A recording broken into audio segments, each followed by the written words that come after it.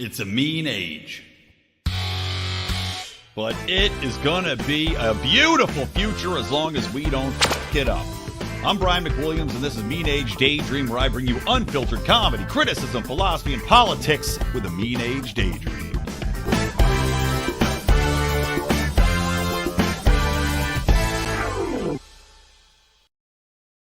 What's up, buttercups? Yes, Mean Age Daydream has finally returned.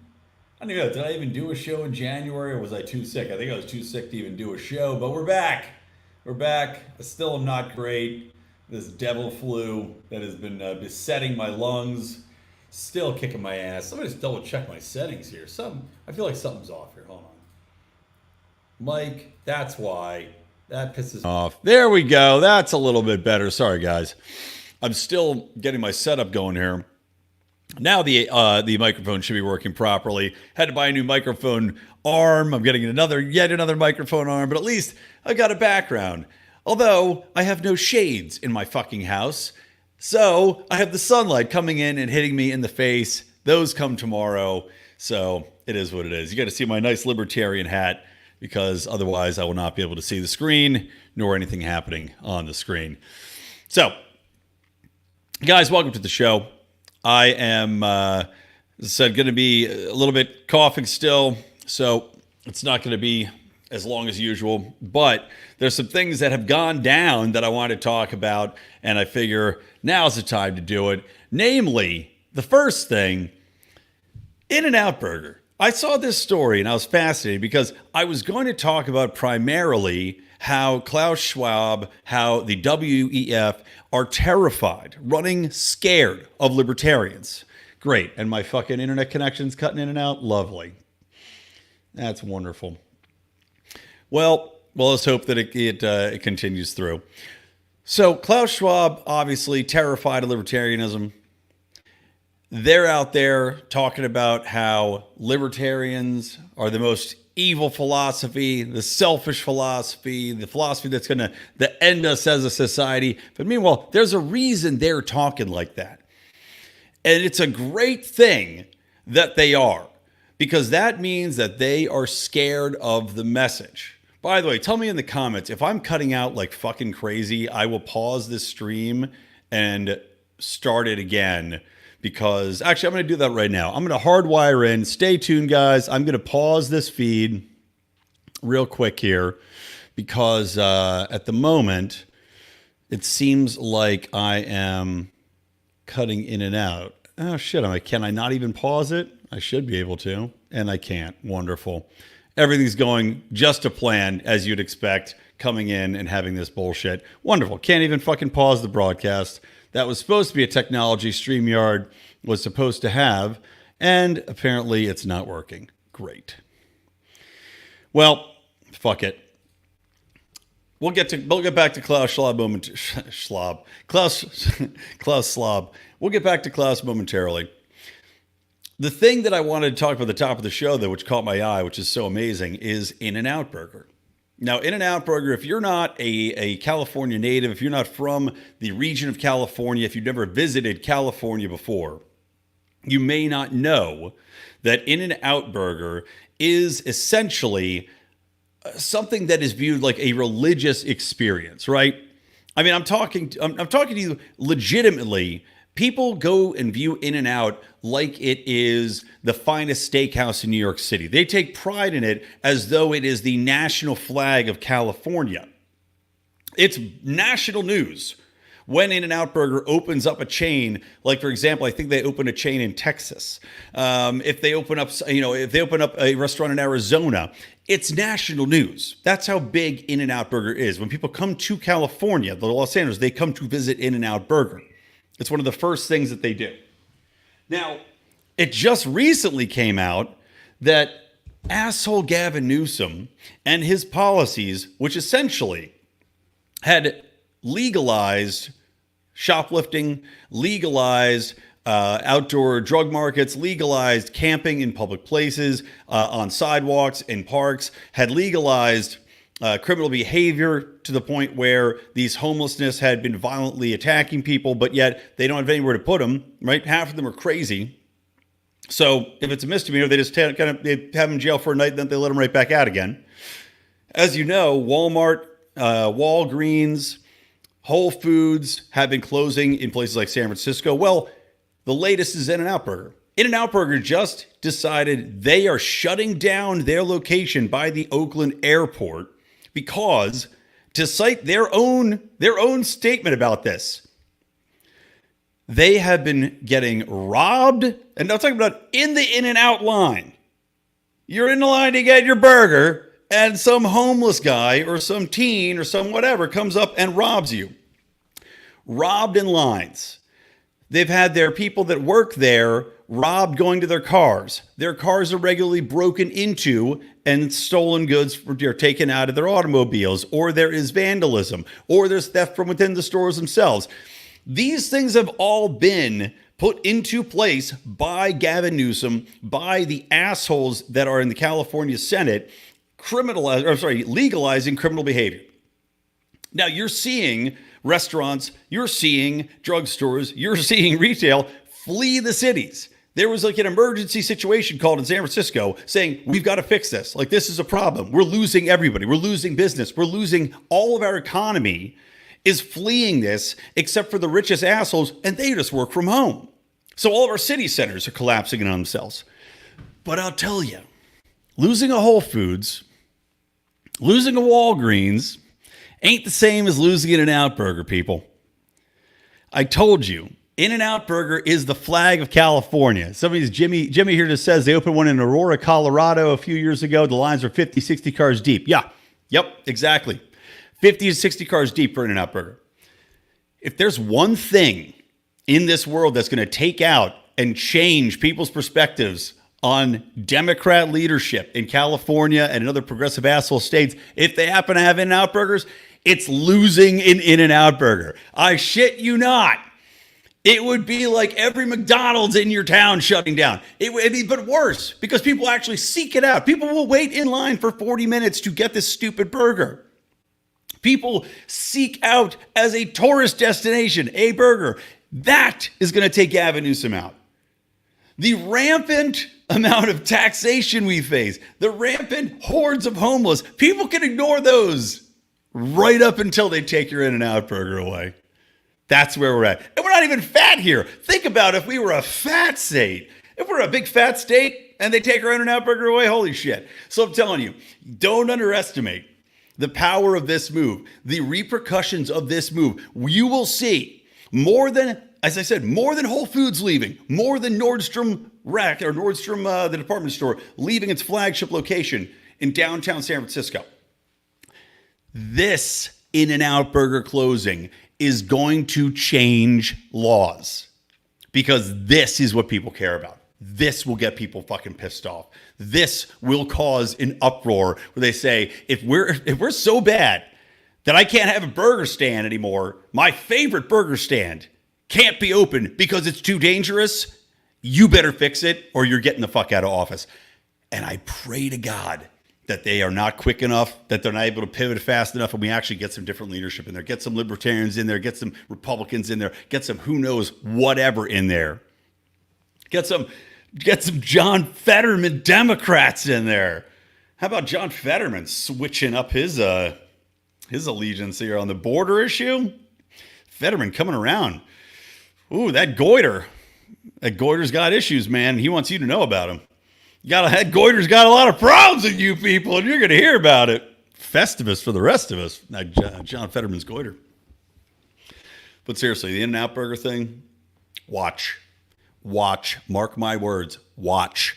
That is going to change legislation in California, starting in Oakland and spreading out, because that shakes these people to their core. Okay, next thing, guys, I want to remind you just on a quick hot tip. For those of you listening to the podcast, you'll hear this embedded, but I do want to say thank you to Crowd Health. Crowd Health has been a long-term sponsor of ours, guys. Please, if you are looking into an alternative for health insurance, if you're sick of getting jobbed by health insurance, getting bills out the ass, having issues where you're getting, just constantly dealing with middlemen, bureaucracy, and getting no benefit, getting expensive, check out Crowd Health. Now, Crowd Health right now, you can use promo code LIONS. Go to crowdhealth.com and you can put in our promo code LION. And now you're going to be able to get a $99 per month deal. It's going to basically be buying into what is a voluntary healthcare community. People cover each other. You negotiate, actually, they negotiate for you directly with your physicians. Your services are paid for by a voluntary community that says, we're going to cover this in case you need this medical help. It's a different way of doing insurance, guys. Please check it out. They've been good to us. Please be good to them and check them out. All right, so let's get into the WEF stuff, right? So Javier Milei obviously laid it down, man. He gave those people the what. And I'm hearing some people say, oh, well, this is, he's a pawn in the machine, right? Of course, he's giving it to him. And I don't think so. I think Javier knows he has to play the game to a certain extent, and he is. But at the same time, guys, he went into the jaws of the beast and kicked him right in the teeth. I mean, he kicked him right in the teeth as hard as you could kick somebody in the teeth if you listen to what he was saying, ripping socialism, telling them their new world order and everything that they have done is destroying Western society, destroying the values, how individualism, individual ability, the ability to succeed has to supersede the evil that is socialism. And to see somebody like a Klaus Schwab come out and specifically call out libertarianism, that should make every single person out there's genitals tingle with delight. Because, guys, they didn't have to address it before. I want you to think about that, right? I work in communications. I work in public relations. You guys know this. Forcing somebody to address that issue means we're winning. Okay? It may not be as fast as we want it to be, but we are winning because them having to call it out means that libertarianism is losing its reputation as a dirty word. It's losing its reputation as something that can't be achievable. It's losing its reputation as something that people don't understand, which is why Klaus Schwab and his like of the WEF, they have to seek now, look, I look like a pirate with my one eye here in this hat. They have to seek out and try to get ahead to redefine it once more as an evil. The reason they're doing that is because it's resonating. The reason Klaus Schwab feels he had to do that is because of Javier Milei, because of what we're seeing with the world economic state, where we're seeing the collapse of currencies, where we're seeing the collapse of international order, where we're seeing money being spent on wars that have no concern to any of us, where you're seeing people's electric costs, their gasoline costs skyrocket, you're seeing their food prices skyrocket, you're seeing farmers rebel against this nonsense climate-led initiative that is making food more expensive, that is creating more starvation under the guise of some imaginary demon, an imaginary boogeyman, which the World Health Organization wants to recategorize as a threat to humanity and put under the pandemic treaty, right? This is all authoritarianism, and people are waking up. You're seeing in places like the Nordic countries where the socialist movement's there, right? These world, economic forum-led leadership communities that have been bred in by the WEF, by their little midget training programs like the Justin Trudeau's. And we're going to talk about him, by the way, in just a little bit because he just got kicked in the dick as well. But you're seeing the rejection of WEF candidates. You're seeing the rejection of the mass immigration, the mass reallocation of resources from Western countries to poorer countries, or the mass importation of giant voting blocks and cultural blocks that have no interest in acculturation, in becoming part of the society they're being forced into. And the WEF knows that, and they're scared. Every time you see somebody now attack libertarianism, take that as a badge of honor. Because they didn't have to do it before. Okay? Remember that. They didn't have to do it before because it wasn't a concern.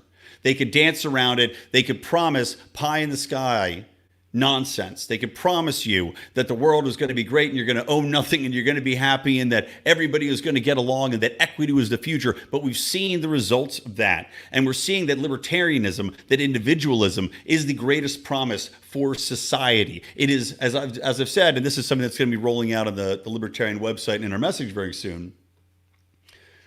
When you're talking about libertarianism, when you're talking about individualism, when you're talking about free markets, you're talking about a diversification of risk. You're talking about taking risk out of these pools and these buckets it's been put into that have been now fucking us over as a world because they continuously reallocated all of our risk into these massive buckets of banking, massive buckets of farming, massive buckets of military action. Whereas individualism allows the greatest outcome to succeed, the greatest number, the greatest variance of success or failure. And the ones that fail, see you later. It's not my problem that it failed. It's not your problem it failed. It's that guy's problem that's failed. But the successes,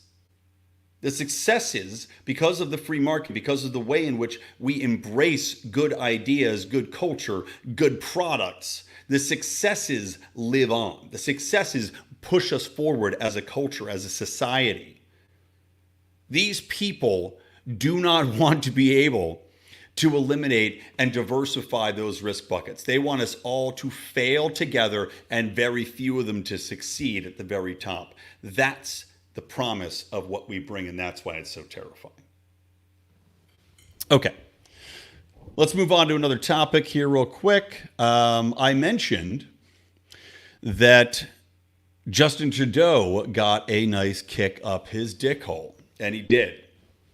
Previously, whatever functions as a Supreme Court in Canada, they'd taken on the case wherein it was questioned the Emergencies Act that was used essentially to seize the bank accounts of truckers that were peacefully protesting, right? Exercising what even Justin Trudeau said was a fundamental right in Canada. Your freedom of speech, your freedom to protest, your freedom to collect and come together.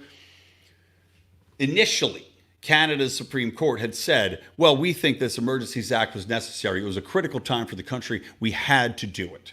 There was no other option. We had to be able to use this Emergency Act, and that all the measures that were taken, blatantly unconstitutional measures to close, to seize people's assets, those were all warranted because of the circumstances. Now, two different organizations had since taken on Javier Milei, had since taken on this ruling. And I want to give them their credit where it's due. Where the fuck are they?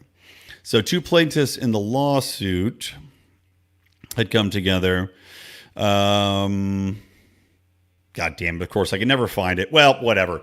Two different organizations that come through and basically sued and said, this is ridiculous. You have to revisit this decision. They made their arguments and argued, just as I've been saying, there's no justification under any circumstances.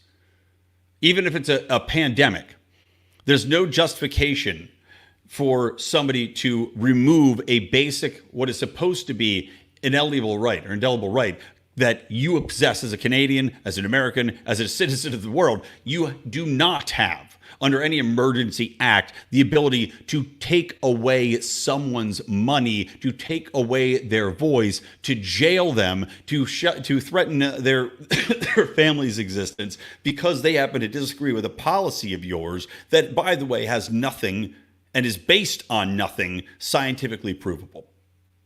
And that's what has come around here. So this judge, pardon me, this judge, Justice Mosley, had said that the applicants had established that Ottawa's decision to invoke the act was unreasonable and led to infringement of charter rights not justified under Section 1. That section of the charter guarantees Canadians the rights and freedoms set out and subjects only to such reasonable limits prescribed by law as can be demonstrably justified in a free and democratic society. Of course, the Liberal government, as they're called, Deputy Prime Minister Chrystia Freeland said that the Liberal government would be appealing the decision. Just imagine how fucking 1984 flip-flopped our terminology has become. When your liberal government is suing to appeal the decision that they don't have the right to take away your freedom of speech, your freedom of association, your freedom to protest, and your rights against search and seizure, unreasonable and unlawful search and seizure. Your liberal government will be suing to overturn that. It is pure despicableness. And frankly, I do wonder if even in Canada that the worm is turning there.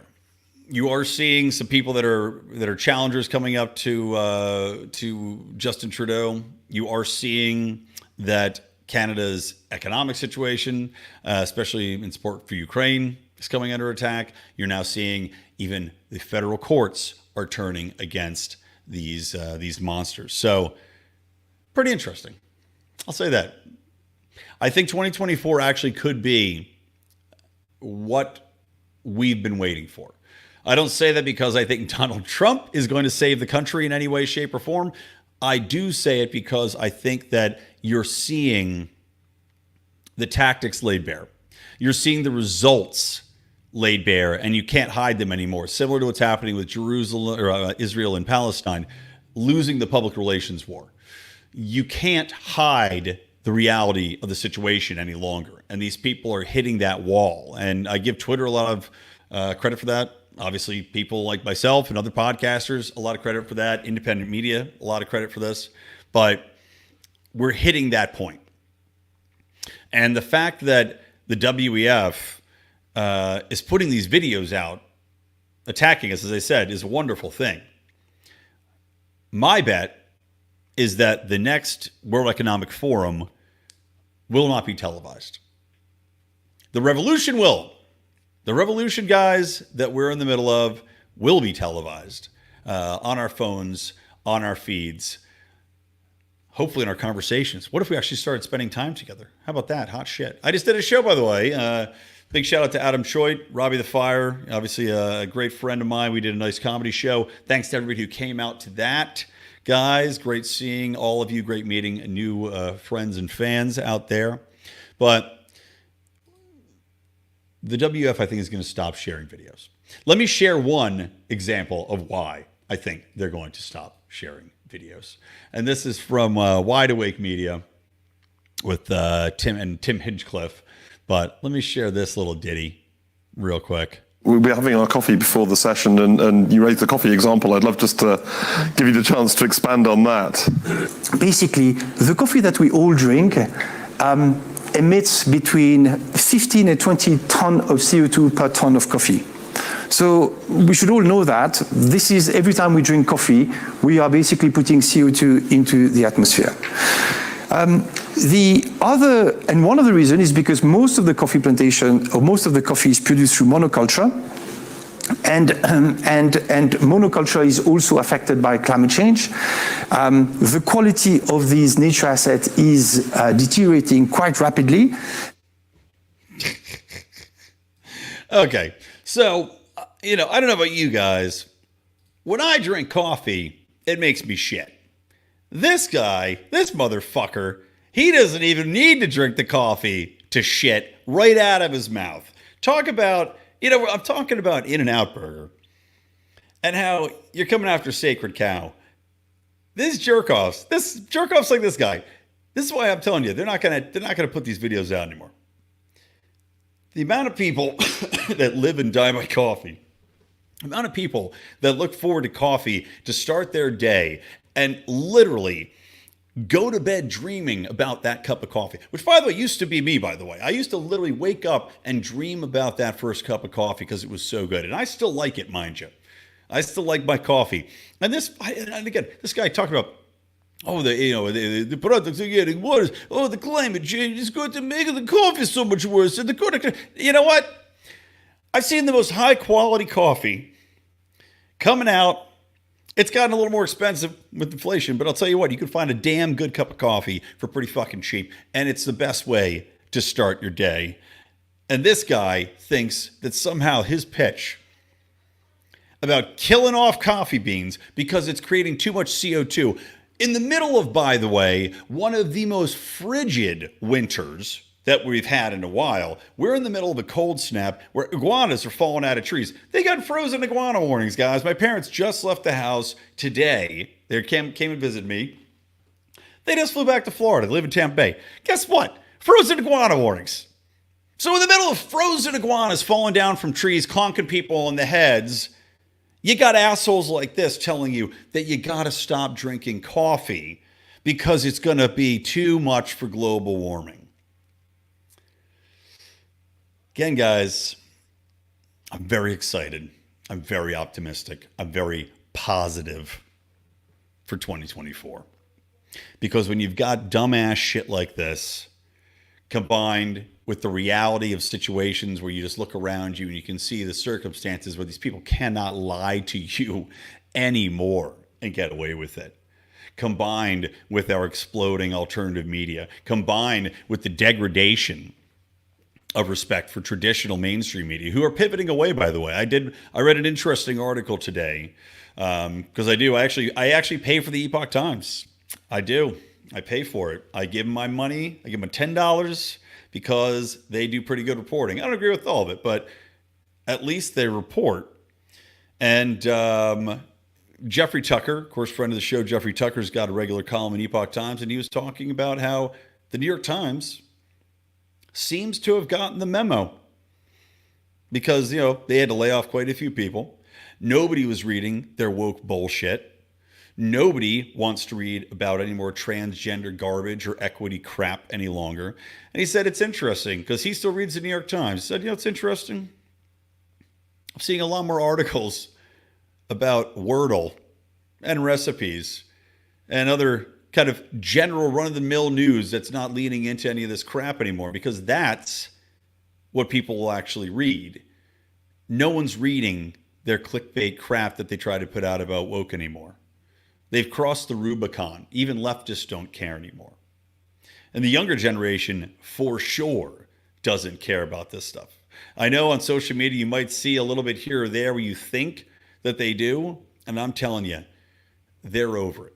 They don't want to hear any more about diversity and equity and inclusion. They just want stories. They just want opportunities. They just want the truth as they, as close as you can get to it. And on that note, we're talking about the death of mainstream media outlets. I want to finish up talking about Sports Illustrated for the last couple minutes here. Sports Illustrated, rest in peace. They just laid off all their staff. Now, granted, when I say laid off all their staff, I'm also including the AI bots that they were paying to write articles. Now, this is a problem. This is a problem within not only the media ecosystem, it's a problem for my ecosystem as well as a publicist, because the less writers there are, real writers, real editors out there, the less stories I can pitch, the less ideas I can pitch, the less receptive people are, because frankly, they've got a very few things that they're not going to cover because everything else is just going to be written by AI bots. This is what happens with the sports industry, by the way. This is why the LA Times laid off their entire sports section. I don't know if you knew this. New York Times did the same thing. The entire sports section was laid off. Sports Illustrated tried to go down this AI pathway. They paid an AI writer, several AI writers, but at the same time, they did have some people on staff. Of course, they also had a license, by the way. Sports Illustrated is not owned by the people that have the that actually publish the publication right now. They license Sports Illustrated, right? So they weren't able to pay their licensing fee because they weren't making any money. So at least like I could right now, I could be Sports Illustrated if I had the money to license it. Tomorrow, Brian McWilliams, Sports Illustrated, guaranteed instant success. Whoever wants to hit me up, invest with me in that. We're going to put some hot chicks on those pages. Don't you worry. But of course, why did they go bankrupt? Why weren't they able to pay the licensing fees? Why weren't they able to pay writers? Yeah, number one, you're losing some of your core readership. The people are aging out. They're not paying for the print edition anymore. But why aren't they paying for the print edition? Oh, that's right. Because they only subscribed to the print edition to get the swimsuit edition. It was a nice thing to read on the shitter here and there. Your Sports Illustrated got narrower and narrower. And then they decided to roll out woke crap similar to Victoria's Secret, which, by the way, lost $1 billion last year. And I talked about this on a previous show. $1 billion is what Victoria's Secret lost last year. Why did they lose that $1 billion? That's right, because they rolled out fat, unattractive, disabled models that men don't want to look at. I mean, look, we're being perfectly honest. Fetishes, fine. Some guys are into bigger girls. Some guys are into girls with missing legs. You do you, boo-boo. But the vast majority of people are wanting to see hot angels. That was what Victoria's Secret was known for, the angels. Well, guess what? They're bringing the angels back. Guess what they're not bringing back? The fat craps, the disabled people, the trans people. No more of that, because it's not aspirational. If you're selling a product, you're selling an aspirational product, which also ties into what I'm doing here with the Libertarian Party, guys. You have to sell aspirational. You have to sell something that people view and they go, I would look better than I look now in that. Not, I have to gain 50 pounds to get that.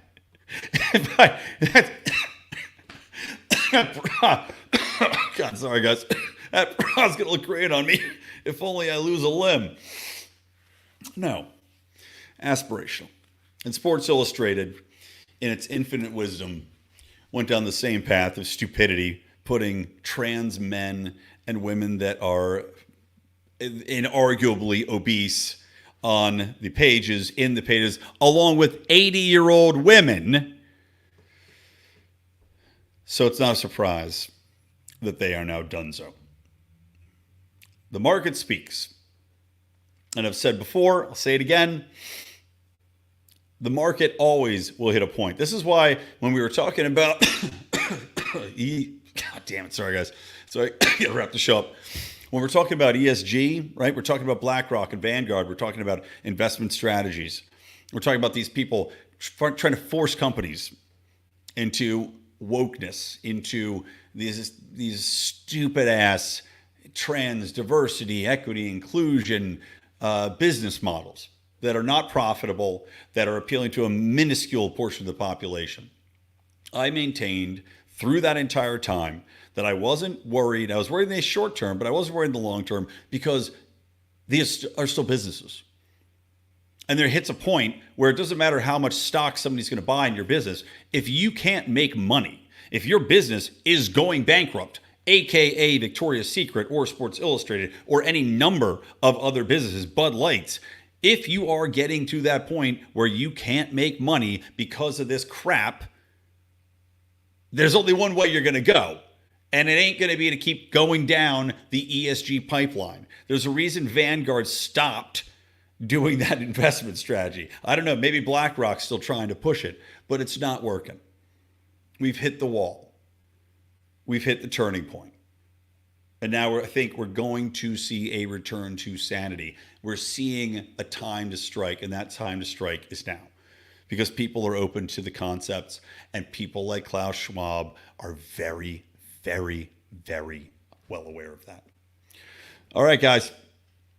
That's it for me, Brian McWilliams. I want to remind you, by the way, please, if you did listen to the first episode podcast, a brand new podcast, funny comedy podcast that I do with Rico and Donnie. We just had our first couple episodes roll out where we do a classic TV show and a new TV show, the first episodes. If you heard that last week when I was too sick to do the show and you liked it, please go subscribe to that feed. It really would help me. I'd love to get this podcast kicked off the ground. Leave a review, put a 5-star review, a little comment. It would really help me out wherever you're listening, guys. Really, really would appreciate that. I put a lot of time, effort, my health on the line to come to you guys and do this. So if you could do that for me, I would really be appreciative. The first episode podcast is what it's called, anywhere you want to listen. And this week we're doing first episode of the classic Star Trek. Yep, Captain Kirk. It's going to be fucking awesome. And we're going to review the first episode of the new show, Ted, on Peacock. All right. That's it. From me, Brian McWilliams from the Lions Liberty Network. From Mean Age Daydream, keep those electric eyes on me, babe. and keep that ray gun to my head.